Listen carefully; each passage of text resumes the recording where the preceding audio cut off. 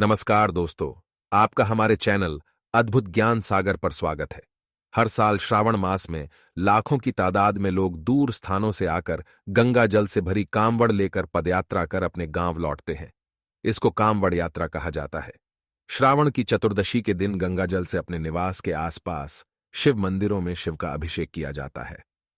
धार्मिक रूप से देखा जाए तो भक्त बाबा भोलेनाथ की कृपा पाने के लिए कांवड़ यात्रा में जाते हैं। जिन शिवालयों तक गंगा नहीं पहुंचती, वहां तक पवित्र जल ले जाने का काम कांवड़िये करते हैं। ऐसी मान्यता है कि भोलेनाथ अपने भक्तों की मनोकामना पूरी करते हैं।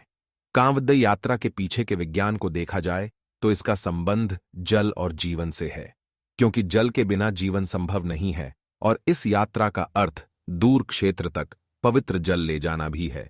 प्राचीन मान्यताओं व कथाओं के अनुसार कांवड़ यात्रा का शुभारंभ कब हुआ और किसने किया, इसके बारे में सटीक जानकारी नहीं है, लेकिन पुराणों और धार्मिक ग्रंथों में इसका उल्लेख मिलता है, जिसके अनुसार भगवान परशुराम, भगवान श्री राम, शिव भक्त रावण तथा माता पिता के आज्ञाकारी श्रवण कुमार की कांवड़ यात्रा का उल्लेख है।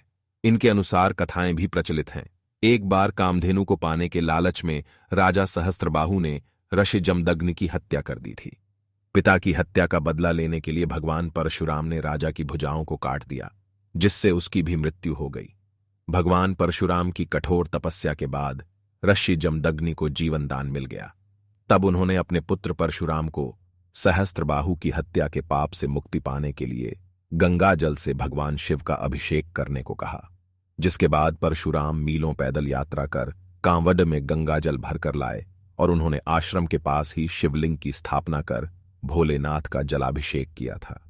इसी कारण से भगवान परशुराम को संसार का पहला कांवड़िया कहा जाता है। मान्यताओं के अनुसार भगवान परशुराम गढ़मुक्तेश्वर धाम से गंगा जल लेकर आए और यूपी के बागपत के पास स्थित पुरा महादेव का गंगा जल से अभिषेक किया था। उस समय सावन मास ही चल रहा था। इसी के बाद से कांवड़ यात्रा की शुरुआत मानी जाती है।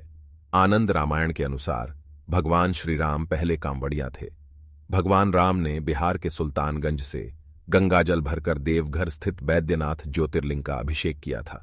उस समय सावन मास चल रहा था। मान्यता है कि तभी से कांवड़ यात्रा शुरू हुई। धार्मिक मान्यता के अनुसार भगवान शिव ने समुद्र मंथन में निकले विष को पी लिया था। जहर के नकारात्मक प्रभावों ने भोलेनाथ को असहज कर दिया था। भगवान शंकर को इस पीड़ा से मुक्त कराने के लिए उनके परम भक्त रावण ने कांवड़ में गंगा जल भरकर कई बरसों तक महादेव का जलाभिषेक किया था, जिसके बाद भगवान शिव जहर के नकारात्मक प्रभावों से मुक्त हो गए थे। तभी से कांवड़ यात्रा का आरंभ माना गया और रावण को पहला कांवड़िया माना जाता है।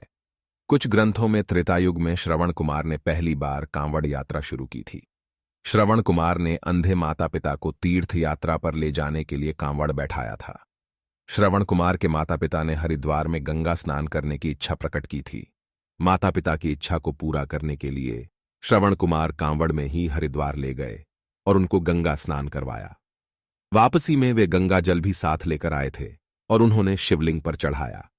इसे भी कांवड़ यात्रा की शुरुआत माना जाता है। कांवड़ यात्रा हरिद्वार से शुरू होती है, जहां श्रद्धालु लाखों की संख्या में पहुंचते हैं और गंगा जल लेकर अपने गांव के लिए निकलते हैं।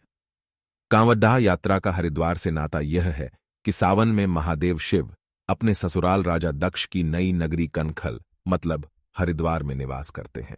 इस महीने श्रीहरि विष्णु शयन में जाते हैं, इसीलिए तीनों लोगों की देखभाल भगवान शिव करते हैं। इसीलिए कांवड़िये गंगा जल लेने के लिए हरिद्वार जाते हैं।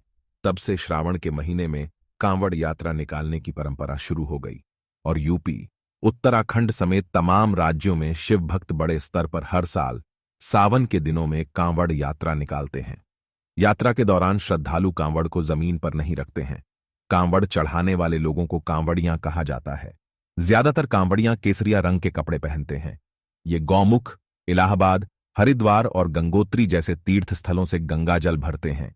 इसके बाद पैदल यात्रा कर अपने गांव में स्थित शिवलिंग पर गंगा जल चढ़ाते हैं। दोस्तों, आपको हमारी वीडियो कैसी लगी कमेंट करके बताएं।